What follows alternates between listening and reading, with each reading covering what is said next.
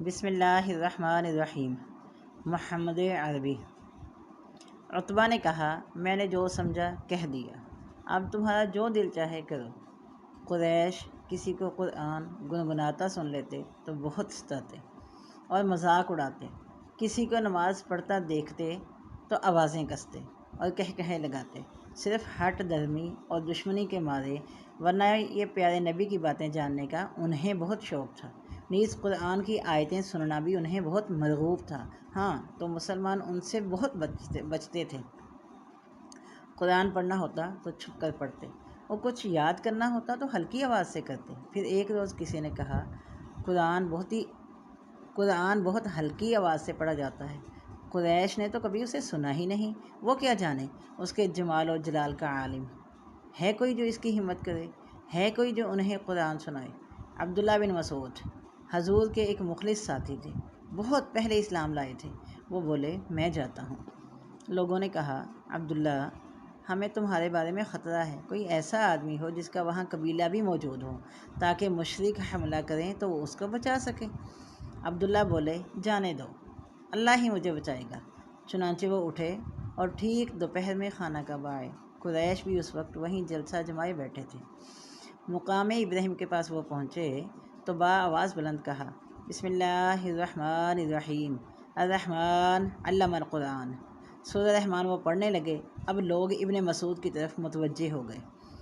ہر ایک دوسرے سے پوچھنے لگا، ابن ام معبد یعنی عبداللہ بن مسعود کیا کہہ رہا ہے؟ کسی نے کہا، یہ تو شاید محمد کا کلام ہے۔ اب کیا تھا؟ سارے مشرک ان پر ٹوٹ پڑے اور بے تحاشا منہ پر تمانچے برسانے لگے، مگر ابن مسعود نے ذرا بھی پرواہ نہ کی، مار پڑتی رہی۔ وہ بلند آواز سے قرآن پڑھتے رہے۔ پھر جی بھر کے جب سنا لیا تو لوٹ کر ساتھیوں میں آئے۔ چہرہ اس وقت بالکل لہو لہان تھا۔ لوگوں نے دیکھتے ہی کہا، ابن مسعود، ہمیں اسی کا تو ڈر تھا۔ وہ بولے، خدا کے دشمن، آج سے زیادہ مجھے کبھی کمزور نہیں لگے۔ کہو تو کل پھر اسی طرح سنا آؤں۔ ساتھیوں نے کہا، رہنے دو، اتنا ہی کافی ہے۔ جس چیز سے انہیں چڑ تھی ان کے کانوں میں وہ پڑ چکی۔ قرآن، ہاں یہی قرآن، جس سے قریش کو اتنی چڑ تھی کہ اسے سننے کے لیے بھی وہ بے قرار رہتے اور ساتھیوں سے چھپ چھپ کے اسے سنا کرتے۔ ہر ایک کو شوق تھا ذرا محمد کا کلام سنیں اور دیکھیں وہ کیسا کلام ہے جس کے سامنے شاعروں کی شاعری پھیکی پڑ گئی، کاہنوں کا کلام ماند پڑ گیا، جو جادوگروں سے بھی نمبر لے گیا۔ چنانچہ جب رات کی تاریکی پھیل جاتی اور ہر طرف سناٹا چھا جاتا تو قریش کے بڑے بڑے سردار حجرہ مبارک کا رخ کرتے اور وہاں قریب ہی کہیں دبک کر بیٹھ جاتے۔ خاموشی اور سکون کا وقت ہوتا۔ اس سکون میں آپ صلی اللہ علیہ وآلہ وسلم نماز میں مصروف ہو جاتے، بہت ہی میٹھی آواز سے قرآن پڑھتے اور خوبصورتی کے ساتھ اسے بار بار دہراتے۔ یہ لوگ خاموشی سے بیٹھے سنا کرتے، پھر فجر طلوع ہونے کو ہوتی تو دبے پاؤں گھر لوٹ آتے۔ اس طرح رات کے پردہ ہی میں یہ سب ہو جاتا اور کسی کو کانوں کان خبر بھی نہ ہوتی، حتیٰ کہ آپ صلی اللہ علیہ وسلم خود بھی ان سے بے خبر رہتے۔ ایک دن کی بات ہے کہ ابو جہل، ابو سفیان، اخنس اپنے اپنے گھروں سے نکلے۔ ہر طرف اندھیرا اور سناٹا تھا۔ یہ تینوں حجرہ مبارک کے پاس آئے اور قریب ہی چھپ کر بیٹھ گئے۔ تینوں اپنے اپنے گھروں سے چلے گئے، مگر چونکہ رات اندھیری تھی کوئی دیکھ نہ سکا۔ پھر وہاں پہنچے تو آپ صلی اللہ علیہ وسلم قرآن پڑھ رہے تھے، انتہائی رسیلی اور پیاری آواز سے، جو کانوں کو بہت بھلی لگ رہی تھی۔ چنانچہ ہر ایک قریب ہی دبک کر بیٹھ گیا اور سمجھتا رہا کہ یہاں میں تو صرف اکیلا ہی ہوں۔ صبح ہونے کو ہوئی تو سب اپنے اپنے گھروں کو لوٹ پڑے۔ خدا کا کرنا ایسا ہوا کہ راستے میں ایک جگہ آ کر تینوں مل گئے اور ایک دوسرے کا ارادہ تاڑ گئے۔ اب تینوں اپنی غلطی پر شرمندہ ہوئے اور ہمیشہ کے لیے کان پکڑ لیے۔ ہر ایک نے کہا، اگر کسی نے دیکھ لیا تو پھر بڑا غضب ہو جائے گا، ہمارا سارا کھیل بگڑ جائے گا اور محمد کے لیے میدان صاف ہو جائے گا۔ پھر دوسری رات آئی تو ابو جہل پھر حجرہ مبارک کے پاس جا کر دبک گیا، قرآن سننے لگا۔ وہ سوچ رہا تھا کہ آج تو وہ دونوں آئیں گے ہی نہیں۔ کچھ دیر بعد ابو سفیان بھی آ پہنچا، وہ بھی قریب ہی دبک کر بیٹھ گیا۔ اس کا بھی یہی خیال تھا کہ آج وہ دونوں نہیں آئیں گے۔ کچھ دیر بعد اخنس بھی آ پہنچا اور وہ بھی کہیں قریب ہی بیٹھ گیا۔ اس کا بھی یہی خیال تھا کہ وہ آج تو وہ دونوں نہیں آئیں گے۔ پھر صبح ہونے کو ہوئی تو تینوں لوٹ پڑے، مگر اتفاق سے آج بھی سب کی مدبھیڑ ہو گئی۔ چنانچہ وہ سب پھر شرمندہ ہوئے، آئندہ کے لیے توبہ کی۔ تیسری رات آئی، پھر ابو جہل نے حجرہ مبارک کا رخ کیا۔ اس نے سوچا کہ دونوں 2 بار تو آئے ہیں اور ہر بار پکڑے گئے، بھلا اب پھر یہ غلطی کیسے کر سکتے ہیں؟ اس طرح ہر ایک نے یہی سوچا اور پھر جا پہنچا۔ راستے میں آج بھی مدبھیڑ ہو گئی، چنانچہ تینوں نے پھر اظہار شرمندگی کیا۔ پھر ان میں ایک نیا عہد و پیمان ہوا، ہر ایک نے پھر قسمیں کھائیں کہ اب وہ کبھی نہیں آئیں گے۔ اس کے بعد صبح ہوئی تو اخنس ابو سفیان کے پاس گیا، بولا ابو حنظلہ، محمد کا کلام تو تم نے سن لیا، اب بولو اس کے بارے میں تمہارا کیا خیال ہے؟ ابو سفیان نے کہا، قسم ہے ابو ثعلبہ، کچھ تو چیزیں ایسی سنی جن کا مطلب سمجھ میں آتا ہے، پتہ چلتا ہے کہ ان سے کیا مراد ہے، لیکن کچھ ایسی باتیں بھی ہیں جن کا مدعا کھلتا ہی نہیں، سمجھ ہی نہیں آتا کہ ان سے کیا مراد ہے۔ اخنس بولا، خدا کی قسم اپنا بھی یہی حال ہے۔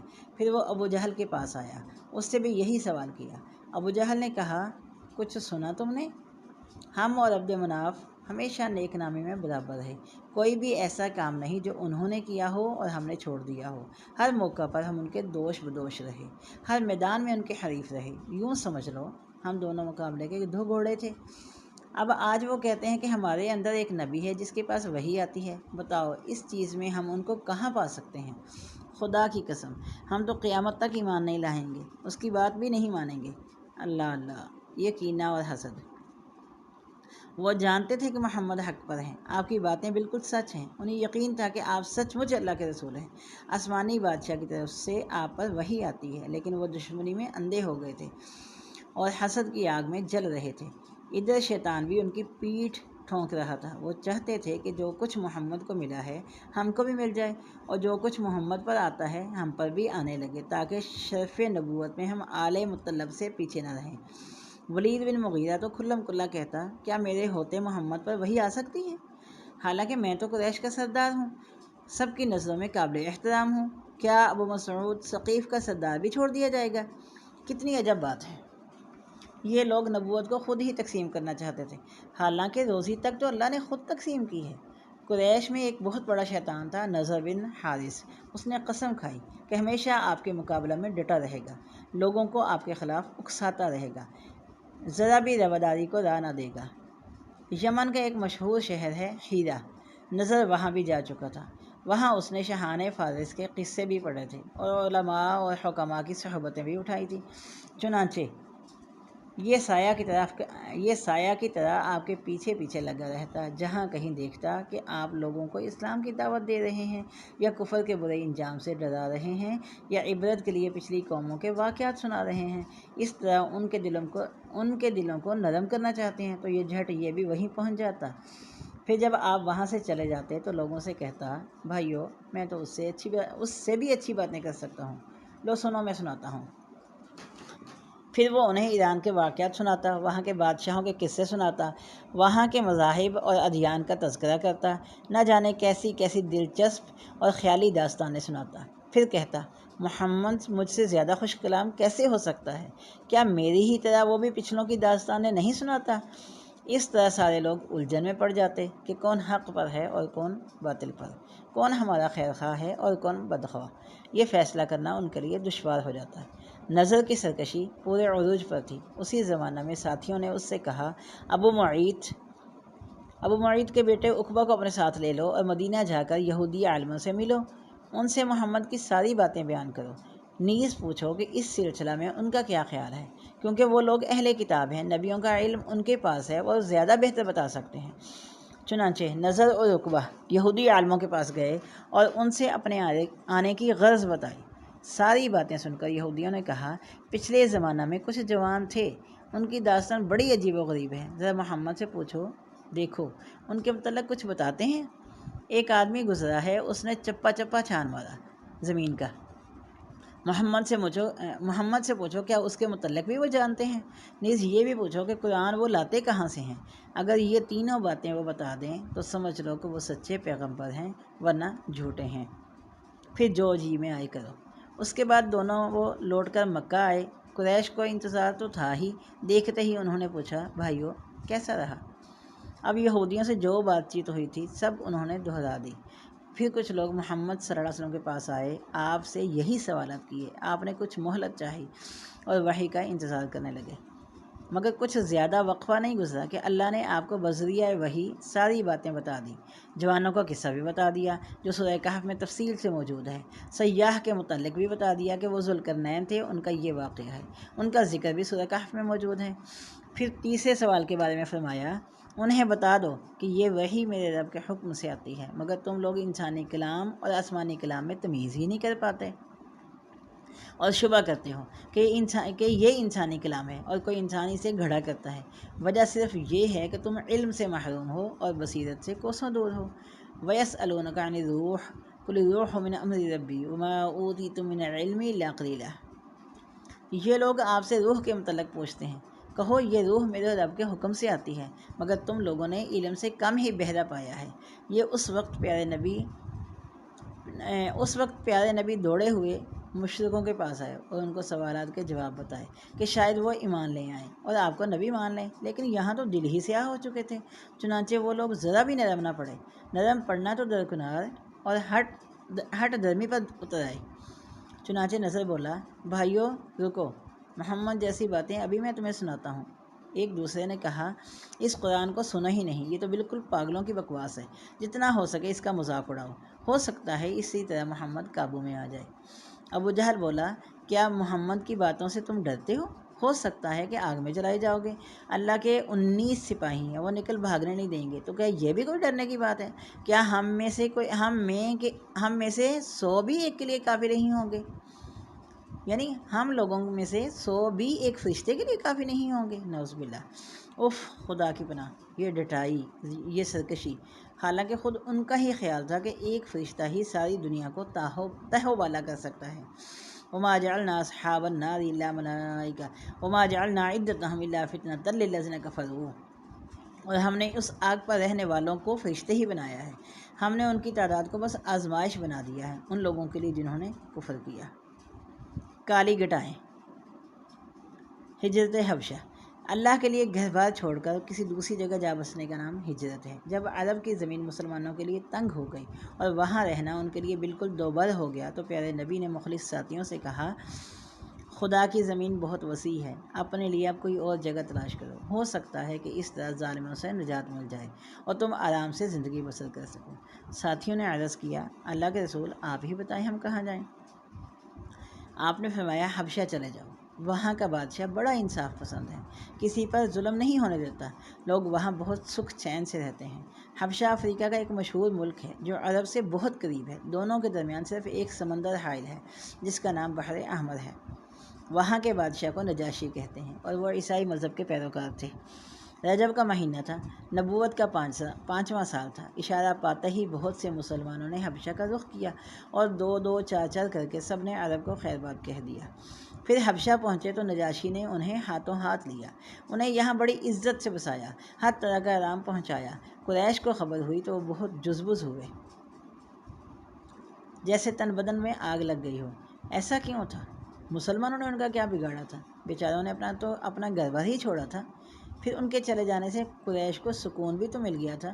بات یہ تھی کہ قریش ان سے ڈرتے تھے، وہ سوچتے تھے کہ کہیں باہر سے ان کو مدد مل گئی تو کیا بنے گا، تب تو ہم ان کے سامنے بے بس ہو جائیں گے اور ان کے لیے میدان بالکل صاف ہو جائے گا، پھر تو ان کی آواز ہر طرف گونج اٹھے گی اور جدھر دیکھو اسلام کا ہی بول بالا ہوگا اور بتوں کے لیے قیامت آ جائے گی۔ چنانچہ فوراً انہوں نے شاہ حبشہ کے پاس 2 سفیر بھیجے، ایک ابو ربیعہ کا بیٹا عبداللہ، دوسرا عاص کا بیٹا عمر۔ یہ لوگ گئے تو بادشاہ کے کان بھرے اور مسلمانوں کو پکڑ کر اپنے پاس یہاں لے آئے اور بادشاہ کو لبھانے کے لیے وہ قیمتی تحفے بھی ساتھ لے گئے۔ حبشہ پہنچتے ہی وہ پہلے پادریوں سے ملے، کیونکہ ان کی اسکیم یہ تھی کہ پہلے انہی کو ہموار کیا جائے۔ چنانچہ اس غرض سے ان کو بھی کچھ تحفے دیے، پھر اس کے بعد دونوں بادشاہ کی خدمت میں حاضر ہوئے، بڑی نیاز مندی سے تحفے پیش کیے اور بولے، بادشاہ سلامت، ہمارے یہاں سے کچھ مجرم بھاگے ہیں، انہوں نے حضور کے یہاں پناہ لی ہے، جہاں پناہ انہوں نے قومی دین سے بغاوت کی ہے اور حضور کا دین بھی اپنایا ہے۔ حضور کا دین بھی نہیں اپنایا، ایک نیا ہی دین لے کر وہ اٹھے ہیں، اس کو نہ ہم جانتے ہیں نہ حضور۔ گھر گھرانہ والے بھی ان سے عاجز آ چکے ہیں، چنانچہ ان کو لینے ہی کے لیے انہوں نے ہمیں بھیجا ہے۔ ان کی رگ رگ سے واقف ہیں اور ان کے عزائم کو اچھی طرح سمجھتے ہیں۔ پادریوں نے فوراً تائید کی اور پرزور انداز میں بولے، جہاں بنا یہ بالکل سچ کہتے ہیں، واقعی کچھ مجرم یہاں گھس آئے ہیں، انہیں ضرور ان کے حوالہ کر دیا جائے۔ لیکن نجاشی نے انکار کیا۔ اس نے کہا، جن لوگوں نے ہمارے یہاں پناہ لی ہے، ہمارے پاس رہنا پسند کیا ہے، میں ان کی باتیں سنوں گا، وہ جہاں بھی کہیں ہوں حاضر کیا جائے۔ جبکہ یہی چیز تھی جس سے قریشی سفیر سب سے زیادہ گھبرا رہے تھے۔ چنانچہ مسلمان حاضر ہوئے تو بادشاہ نے پوچھا کہ سنا ہے تم لوگوں نے قومی دین چھوڑ دیا ہے اور میرا دین بھی نہیں اپنایا، اور جو دوسرے دین ہیں ان سب سے بھی بیزار ہو۔